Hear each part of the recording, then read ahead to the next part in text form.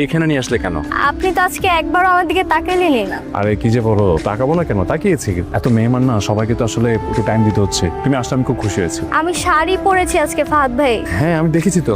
আপনার favourite black colour sari পরছি, আপনি আমাকে কোনো কমপ্লিমেন্টই দিচ্ছেন। তোমাকে সত্যি অনেক বিউটিফুল লাগছে। Thank you. একটা পার্সোনাল কথা বলার ছিল। হ্যাঁ বলো। ফাহাদ ভাই, আমি না অফিসে আপনার সাথে কাজ করতে করতে আপনার প্রেমে পড়ে গেছি। আমি আপনাকে ভালোবাসি, অনেক পছন্দ করি আমি আপনাকে। মীরা দেখো, তোমাকে আমার খুব ভালো, তুই খুব লক্ষ্মী একটা মেয়ে, কিন্তু সব ভালো লাগা তো আর ভালোবাসা হয় না। আর তুমি এখন আমার ফ্যামিলি সিচুয়েশন চাই, এবং আমি বিশ্বাস করি তুমি অতটুকু স্মার্ট যে তুমি সিচুয়েশনটা বুঝতে পারো। I respect you, but you know my baby. ঠিক আছে? কি ব্যাপার জানছে এভাবে আমাকে এখানে নিয়ে আসছেন কেন? ফাহাদের ক্যারেক্টার তো এখনো ভালো হয়নি। আপনি আবার শুরু করছেন? ম্যাডাম আমি কি শুরু করলাম? দেখেন জামশেদ সাহেব, সুন্দর মতো দাওয়া খেয়ে চলে যাবেন, কোনো ঝামেলা করবেন না। ম্যাডাম আমি ঝামেলা করতেছি এটা কি? ম্যাডাম আপনি তো আমার কথা বিশ্বাস করলেন না। আমি আপনাকে দেখাই, জাস্ট একটা সেকেন্ড। এই যে দেখেন, টুগেদার অ্যাগেইন।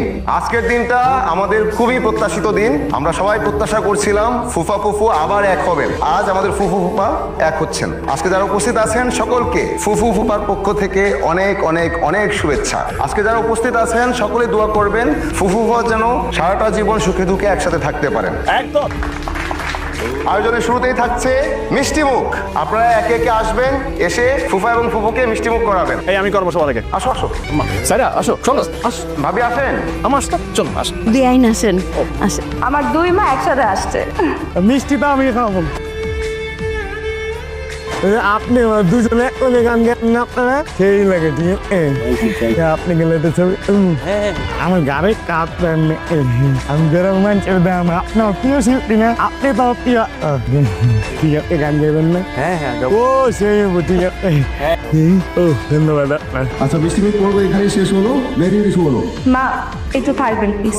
আজ আমি মেহেরে, এই পরিবারে সবার প্রিয় মেহেরে।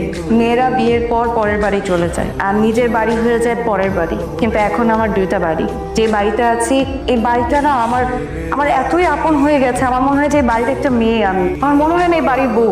খুব ছোটবেলায় আমার বাবা মারা গেছে, বাবার আদর ওইভাবে পাইনি। কিন্তু এখন আমার দুইটা বাবা। একটা বাবা তো আমাদেরকে ছেড়ে চলে গেছে, কিন্তু সে চলে গেলেও না তার এই অস্তিত্বটা না বুকের এই পাশটা একটা জায়গা জুড়ে আছে। আরেকটা বাবা নিজেই আমার সামনে বসে আছে। সবাই বলে আমার সৎ বাবা, কিন্তু আপনি আমার আসল বাবা।